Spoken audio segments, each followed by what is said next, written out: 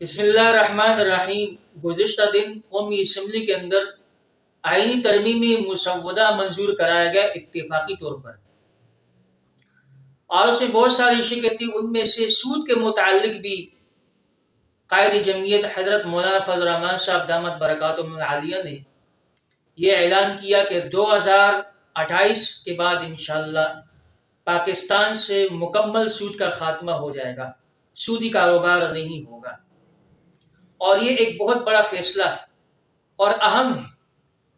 اس لیے کہ اس وقت پورا پاکستان سود کے اندر ڈوبا ہوا ہے، سودی کاروبار میں ڈوبا ہوا ہے۔ تو یہ ایک ایسا اعلان ہے کہ جو مسلمانوں کے لیے خوشائن ہے، اور مسلمانوں کو اس سود سے مکمل طور پر نجات مل جائے گی، یعنی سود کا خاتمہ مکمل طور پر ہو جائے گا کہ یہ قانون جب بن گیا تو۔ لیکن کچھ انتشاری ٹولہ ایسا ہے کہ وہ اس کو لے کر کے اعتراض کرتے ہیں، اور اعتراض یہ کرتے ہیں کہ باقی چیزیں تو ابھی نافذ العمل ہو گئی ہے، اور سود کا جو خاتمہ ہوگا تو وہ 2028 میں ہوگا۔ یہ تو سراسر اسلامی ٹچ ہے، یعنی گویا کہ وہ حضرت مولانا فضل الرحمان صاحب پر یہ اعتراض کرتے ہیں دامت برکاتہم العالیہ پر، کہ گویا کہ انہوں نے یہ ایک اسلامی ٹچ دیا ہے۔ میں ان لوگوں سے یہ کہنا چاہتا ہوں، ان معترضین سے جو اس قسم کے اعتراضات کرتے ہیں اور معاشرے کے اندر انتشار کو پھیلاتے ہیں، ایک گناہ ایسا ہے کہ جو انسان کی اپنی ذات کے حد تک ہے۔ کوئی آدمی ہے وہ شراب پیتا ہے، زنا کرتا ہے، اسی طرح چوری ڈاکہ کرتا ہے، اور پھر اللہ نے اس کو توفیق دے دی، اس سے توبہ طائب ہو گیا۔ ایک گناہ ایسا ہے کہ جو قومی گناہ ہے، پوری قوم اس کے اندر ملوث ہے۔ پاکستان کا بینکی نظام، بینکاری جو ہے،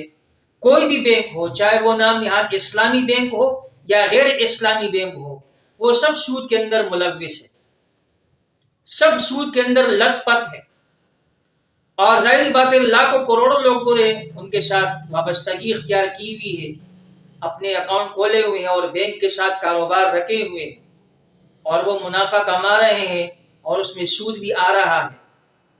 تو ظاہری بات ہے یہ بہت بڑا گناہ ہے، سود تو ہے ہی بڑا گناہ،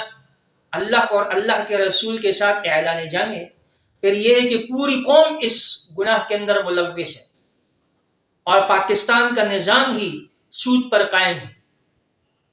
تو یہ ایسا گناہ ہے کہ یکسر اس کو ختم نہیں کیا جا سکتا، اس کے لیے جدوجہد کرنی پڑتی ہے، اس کے لیے ظاہری باتیں مشقت اٹھانی پڑے گی اور ذہن سازی کرنی پڑے گی۔ یہ ایسا گناہ ہے کہ انسان جو اس کے اندر لوگ ملوث ہے، وہ یکسر اس سے ہٹ نہیں سکتے۔ عادت جو بنی ہوئی ہے، سودی کاروبار چل رہا ہے، لوگوں کی عادت بنی ہوئی ہے، تو ان لوگوں کی عادت کو ختم کرنا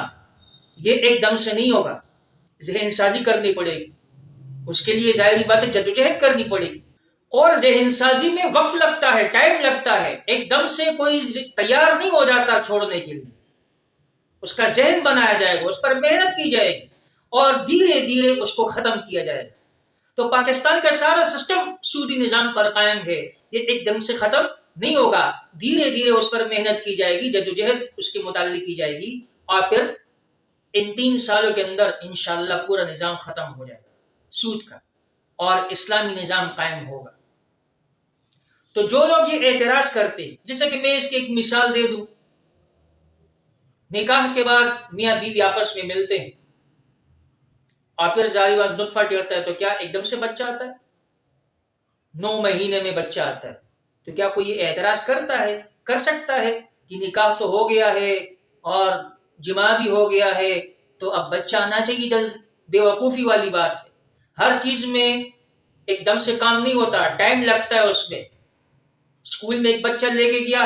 اور پرنسپل سے کہہ دے کہ اس کو ڈائریکٹ جو ہے نا وہ میڈم کی کلاس میں بیٹھا دو، ایسا ہوگا نہیں، ایک پروسیس سے چلا آئے گا، وقت لگتا ہے اس میں، اور پھر جا کے اپنی منزل تک پہنچے گا۔ تو ظاہری بات ہے یہ اتنا بڑا گناہ ہے، اور لوگوں کے اندر رچ بس گیا ہے، لوگوں کا ذہن سازی کرنی پڑے گی، اور ذہن سازی میں ٹائم لگے گا۔ اس بنا پر یہ 3 سال دیا ہے کہ اس میں محنت کی جائے گی، اور پھر دھیرے دھیرے اس سودی نظام کا خاتمہ کیا جائے گا۔ تو ایک وقت انشاءاللہ آئے گا کہ یہاں پر سود جو ہے نا وہ بالکل ختم ہو جائے گا اور اسلام کا جو نظام ہوگا وہ قائم ہوگا۔ تو بجائے شکر ادا کرنے کے یہ جو اعتراض کرنے والے لوگ ہیں، جو انتشاری ٹولہ ہے اور وہ اس پر اعتراض اٹھاتے ہیں، تو یہ چونکہ بالکل عقل سے خالی ہے، ان کی سمجھ میں کوئی بات نہیں آتی۔ ان کو اگر لاکھ سمجھاؤ تو ظاہر بات ہے عقل تو ہے نہیں، سنجیدگی سے کوئی بات کو لیتے ہی نہیں ہے، تو اس کو کیا سمجھایا جائے؟ یہ ایسا ہے جیسے کہ لاشیں، انہیں آدمی کی تین قسمیں ہیں نا، ایک ہے رجل، رجل کامل آدمی کو کہتے ہیں کہ عقلاً اور ہر اعتبار سے وہ کامل، اور دوسروں کو بھی جو ہے نا وہ عقل کی بات اور سمجھ کی بات بتلاتا، یہ رجل ہے۔ ایک ہے نصف رجل، کہ خود تو عقل وقل نہیں ہے، لیکن جب کوئی عقل مند آدمی اس کو کوئی اچھی بات بتاتا ہے تو وہ ایکسیپٹ کر لیتا ہے اور وہ اس پر عمل کرتا ہے، خوش ہو جاتا ہے کہ یار اس نے مجھے عقل والی بات کی ہے۔ ایک ہے لاشیں، تیسرا درجہ جو ہے وہ بالکل لاشیں ہے، نہ خود کوئی عقل ہے اور نہ دوسرا جب کوئی اس کو عقل کی بات بتاتا ہے، سمجھ کی بات بتاتا ہے، نہ وہ اس سے کوئی بات لیتا ہے، اس کے لیے بھی تیار نہیں ہوتا۔ تو یہ جو اعتراض کرنے والے لوگ ہیں یہ وہ لاشیں کی قسم میں ہے، نہ تو خود عقل رکھتے ہیں اور جب دوسرا کوئی اس کو سمجھانے کی بات اور عقل کی بات بتلاتے ہیں اس کو بھی تسلیم کرنے کے لیے یہ لوگ راضی نہیں ہوتے، بس جو من میں آتا ہے، جو جی میں آتا ہے، جو دماغ میں آتا ہے وہی کرتا ہے۔ تو چونکہ یہاں پر ان کے دماغ میں بھوسا بھرا ہوا ہے تو بغیر کسی فکر اور غور کے کرنے کے وہ آگے سے اعتراض کر لیتے ہیں، تو ان کا اعتراض کی کوئی حیثیت نہیں ہے۔